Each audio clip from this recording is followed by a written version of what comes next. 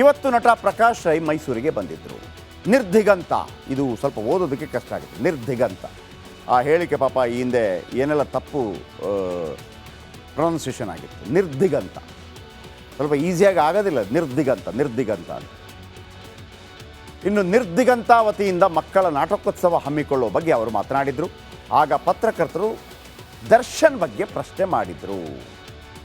ಆ ಸಂದರ್ಭದಲ್ಲಿ ಕೆರಳುತ್ತಾರೆ ಪ್ರಕಾಶ್ ರೈ.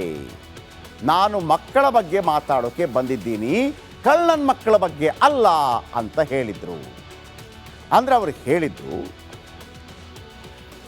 ರಾಜಕೀಯ ನಾಯಕರ ಅಂದರೆ ರಾಜಕೀಯ ಮಾತಾಡೋಕ್ಕೆ ಬರ್ದಿಲ್ಲ ಅಂತ ಹೇಳಿದ್ರು, ದರ್ಶನ್ಗೆ ಬಂದಿಲ್ಲ ಅಂತ, ದರ್ಶನ್ ಬಗ್ಗೆ ಮಾತಾಡಲ್ಲ ಅಂತ ಹೇಳಿದ್ರು, ಗೊತ್ತಿಲ್ಲ. ಏನು ಹೇಳಿದರು ಅವರ ಬಾಡಿ ಲ್ಯಾಂಗ್ವೇಜ್ ನೀವು ಅರ್ಥ ಮಾಡ್ಕೊಳ್ಳೋದಿದ್ರೆ ಮಾಡ್ಕೊಳ್ಳಿ. ನಿರ್ಧಾರಕ್ಕೆ ಬರೋಕ್ಕಾಗೋದಿಲ್ಲ ಯಾರ ಬಗ್ಗೆ ಹೇಳಿದರು. ಬಟ್ ಕಳ್ಳನ ಮಕ್ಕಳ ಬಗ್ಗೆ ಮಾತಾಡೋಕ್ಕೆ ಬಂದಿಲ್ಲ, ಮಕ್ಕಳ ಬಗ್ಗೆ ಮಾತ್ರ ಮಾತಾಡೋಕ್ಕೆ ಬಂದಿದ್ದೀನಿ ಅಂತ ಹೇಳಿದ್ದು ನಿಜ. ಯಾರ್ಯಾರು ಹೆಗಲು ಮುಟ್ಟಿ ನೋಡ್ಕೊಳ್ತಾರೆ ಅವರವರಿಗೆ ಕೇಳಿಸ್ಕೊಳ್ಳಿ. ಮಕ್ಕಳ ಬಗ್ಗೆ ಮಾತಾಡೋಕ್ಕೆ ಬಂದಿದ್ದೀನಿ, ಕಳ್ಳನ ಮಕ್ಕಳ ಬಗ್ಗೆ ಅಲ್ಲ. ಮಕ್ಕಳ ಬಗ್ಗೆ ಮಾತ್ರ ಮಾತಾಡೋಣ.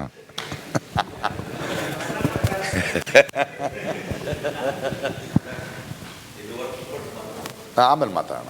ಫೋನ್ ನಂಬರ್ ಕೊಡ್ತೀನಿ, ವಿಲ್ ಬೇಡ. ಯಾಕೆ ಗೊತ್ತಾ, ಇಷ್ಟು ಪ್ರೀತಿಯಿಂದ 1.5 ವರ್ಷಗಳ ಇಷ್ಟು ಕಾಳಜಿಯಿಂದ ಮಾಡ್ತಾ ಇದ್ದೀವಿ.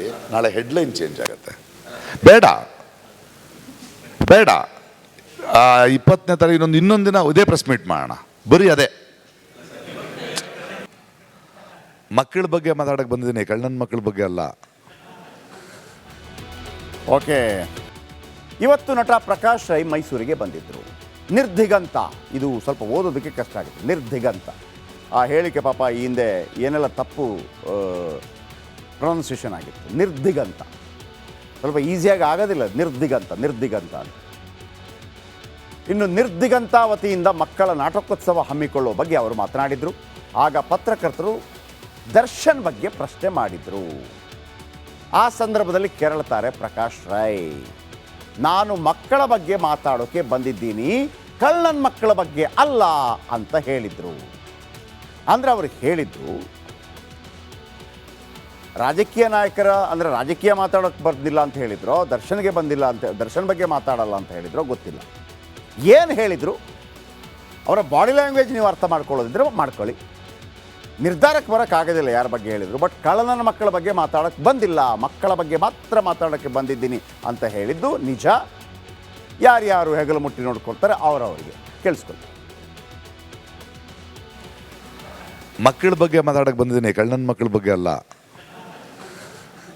ಮಕ್ಕಳ ಬಗ್ಗೆ ಮಾತ್ರ ಮಾತಾಡೋಣ.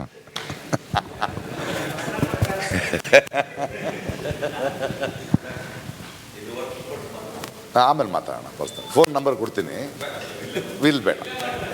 ಯಾಕೆ ಗೊತ್ತಾ, ಇಷ್ಟು ಪ್ರೀತಿಯಿಂದ 1.5 ವರ್ಷಗಳ ಇಷ್ಟು ಕಾಳಜಿಯಿಂದ ಮಾಡ್ತಾ ಇದ್ದೀವಿ. ನಾಳೆ ಹೆಡ್ಲೈನ್ ಚೇಂಜ್ ಆಗುತ್ತೆ. ಬೇಡ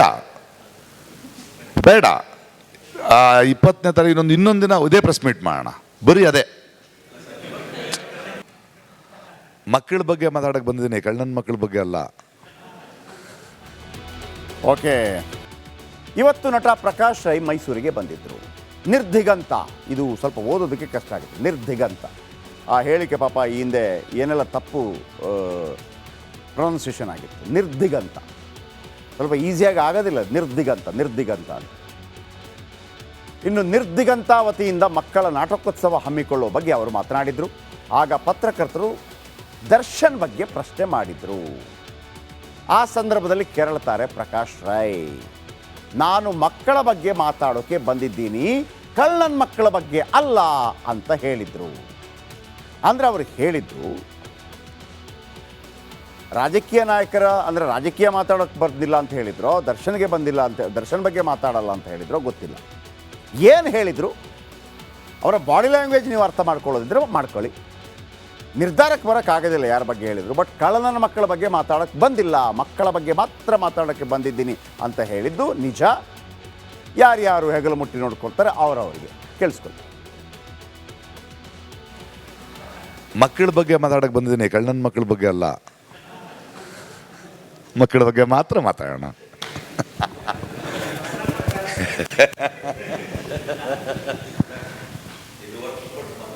ಆಮೇಲೆ ಮಾತಾಡೋಣ ಪರ್ಸ್ನಲ್. ಫೋನ್ ನಂಬರ್ ಕೊಡ್ತೀನಿ, ವಿಲ್ ಬೇಡ.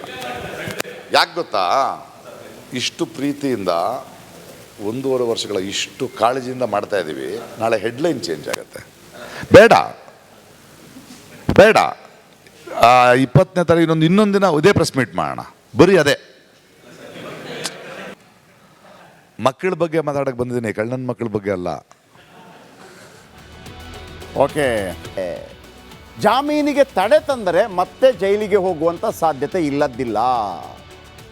ಯಾಕಂದರೆ ಇನ್ನೂ ಕೂಡ ಕೇಸ್ ಮುಗಿದಿಲ್ಲ. ಇದು ದರ್ಶನ್ ಮನೆಯಲ್ಲಿ ಲಕ್ಷಾಂತರ ಕ್ಯಾಶ್ ಸಿಕ್ಕಿತ್ತು. ಇಡಿ IT ಲೋಕಾಯುಕ್ತರು ಕೂಡ ಕಣದಲ್ಲಿದ್ದಾರೆ. ಕೇಸ್ನ ವಿಚಾರಣೆಗಾಗಿ ನಟನನ್ನು ಬಂಧಿಸಬಹುದು. ಅವರು ಚಾರ್ಜ್ ಶೀಟ್ನ ಅಂಶ ಆಧರಿಸಿ ವಿಚಾರಣೆ ನಡೆಯುತ್ತೆ. ವಿಚಾರಣೆ ಅಗತ್ಯವಿದ್ದಾಗ ಕೋರ್ಟ್ಗೆ ಅವರು ಬರಲೇಬೇಕು. ವಿಚಾರಣೆ ನಡೆಸಿ ಕೊಲೆ ಕೇಸ್ ತೀರ್ಪು ಹೊರಬೀಳತ್ತೆ. ಆರೋಪ ಸಾಬೀತಾದರೆ ಜೈಲಿಗೂ ಹೋಗ್ಬೋದು, ಸಾಬೀತಾಗಿಲ್ಲದಿದ್ದರೆ ಬಿಡುಗಡೆ ಆಗ್ಬೋದು. ಬಟ್ ಇದೆಲ್ಲ ನಡೆಯೋದಕ್ಕೆ ತುಂಬ ವರ್ಷಗಳು ಬೇಕಾಗತ್ತೆ. ಆದರೆ ಅಲ್ಲಿ ತನಕ ದರ್ಶನ್ ಈಗ ಫ್ರೀ ಬರ್ಡ್. ಸದ್ಯಕ್ಕೆ ಅನೇಕರು ಬೇಲ್ ಮೇಲೆ ಹೆಂಗೆ ಹೊರಗಿದ್ದಾರೋ ಅದೇ ಥರ ಇವರು ಕೂಡ ಹೊರಗಿದ್ದಾರೆ. ವಿದೇಶಕ್ಕೊಂದು ಹೋಗೋಕ್ಕೆ, ಶೂಟಿಂಗ್ಗೆ ಮತ್ತೊಂದು ಆಗೋದಿಲ್ಲ. ಚಿತ್ರ ಒಪ್ಕೋಬೋದು, ಶೂಟಿಂಗ್ ಮಾಡ್ಬೋದು, ಪಿಕ್ಚರ್ ರಿಲೀಸ್ ಮಾಡ್ಬೋದು, ಪತ್ರಿಕಾಗೋಷ್ಠಿ ಮಾಡ್ಬೋದು. ಮೊನ್ನೆ ತನಕ ಹೇಗಿತ್ತು ಅಂದರೆ ಆಸ್ಪತ್ರೆ ಬಿಟ್ಟು ಬೇರೆಯವ್ರ ಜೊತೆ ಮಾತಾಡೋಂಗಿರಲಿಲ್ಲ, ಹೊರಬಂದು ಯಾವುದೋ ಒಂದು ಕ್ಯಾಂಪೇನ್ ಮಾಡೋಂಗಿರಲಿಲ್ಲ, ಪಿಕ್ಚರ್ ಪ್ರಚಾರ ಮಾಡೋಂಗಿರಲಿಲ್ಲ, ಆ್ಯಕ್ಟಿಂಗ್ ಮಾಡೋಂಗಿರಲಿಲ್ಲ, ಏನೂ ಯಾರ ಜೊತೆನೂ ಮಾತಾಡೋಂಗಿರಲಿಲ್ಲ. ಈಗ ಎಲ್ಲದಕ್ಕೂ ಈವನ್ ಮಾಧ್ಯಮಗೋಷ್ಠಿ ಅಥವಾ ಪತ್ರಿಕಾಗೋಷ್ಠಿ ಮಾಡಿ ಮಾತಾಡೋದಕ್ಕೂ ಅವಕಾಶ ಇರುತ್ತೆ. ಈಗ ಯಾವುದೇ ಪ್ರಾಬ್ಲಮ್ ಇಲ್ಲ ಬೇಲಲ್ಲಿ. ಓಕೆ, ಈ ನಡುವೆ ಪ್ರದೋಷ್ ಹೇಳಿದಂತೆ ಹಣ ನೀಡಿದ್ದ ನಿಖಿಲ್, ಶಿವಮೂರ್ತಿ, ಕಾರ್ತಿಕ್ ಸರೆಂಡರ್ಗೆ ಈತ ಕಾರಣ ಆಗಿದ್ದ. ಹಾಗಾಗಿ ಈಗ ಅವನ ಮೇಲಿದ್ದ ಆರೋಪ ಅವನಿಗೂ ಬೇಲ್ ಸಿಕ್ಕಿದೆ. A14 ಪ್ರದೋಷ್ಗೂ ಬೇಲ್ ಸಿಕ್ಕಿದೆ. ದರ್ಶನ್ ಜೊತೆಗೆ ಇದ್ದುಕೊಂಡು ಹಲ್ಲೆ ಮಾಡಿದ್ದ ಅನ್ನುವಂಥ ಆರೋಪ, ಖರ್ಚಿಗಾಗಿ 30 ಲಕ್ಷ ರೂಪಾಯಿ ಹಣವನ್ನು ಪಡೆದು ತಂದಿದ್ದ ಅನ್ನುವಂಥ ಆರೋಪ, ದೀಪಕ್ ಮೂಲಕ ವ್ಯವಹಾರ ಕುದುರಿಸಿದ್ದ ಅನ್ನುವಂಥ ಆರೋಪ, ಆರೋಪಿಗಳನ್ನು ದರ್ಶನ್ಗೆ ಭೇಟಿ ಮಾಡಿಸಿದ್ದ ಅಂತ ಆರೋಪ, ಭೇಟಿ ಮಾಡಿದ ಮರುದಿನ ಅವರು ಸರೆಂಡರ್ ಆಗಿದ್ದರು. ಇದು ಇವನ ಮೇಲಿದ್ದಂಥ ಆರೋಪ. ಅವನಿಗೂ ಬೇಲ್ ಸಿಕ್ಕಿದೆ. ಕಾರ್ತಿಕ್ ಅಲಿಯಾಸ್ ಕಪ್ಪೆ A15 ಈತನಿಗೆ ಬೇಲ್ ಸಿಕ್ಕಿದೆ. ಪಟ್ಟಣಗೆರೆ ಶೆಡ್ನಲ್ಲಿ ಕೆಲಸ ಮಾಡ್ತಾ ಇದ್ದ, ಹಣ ಪಡೆದು ಶವ ಸಾಗಿಸಿ ನಂತರ ಸರೆಂಡರ್ ಆಗಿದ್ದ. A16 ಶಿವಮೂರ್ತಿ ಆಲ್ರೆಡಿ ಸಿಕ್ಕಿದೆ ಇವರಿಗೆಲ್ಲ. ಮೃತದೇಹವನ್ನು ಸಾಗಿಸಿ ನಂತರ ಸರೆಂಡರ್ ಆಗಿದ್ದ. ಕೊಲೆಗೆ ಇವರಿಗೆ ಸಂಬಂಧ ಇರಲಿಲ್ಲ. ಆರಂಭದಲ್ಲೇ 3 ಜನರಿಗೆ ಸಿಕ್ಕಿತ್ತು. A17 ನಿಖಿಲ್ ಕೊಲೆ ಬಳಿಕ 5 ಲಕ್ಷ ಪಡೆದುಕೊಂಡಿದ್ದ, ಮೃತದೇಹವನ್ನು ಸಾಗಿಸಿದ್ದ, ಸರೆಂಡರ್ ಆಗಿದ್ದ. ಇವ್ರದ್ದೆಲ್ಲವೂ ಕೂಡ ಕೊಲೆ ಆದ ನಂತರದ ಲಿಸ್ಟ್ ಬಂದ ಕಾರಣ ಆ ಮೂವರನ್ನು ಮೊದಲೇ ರಿಲೀಸ್ ಮಾಡಲಾಗಿತ್ತು. ಓಕೆ.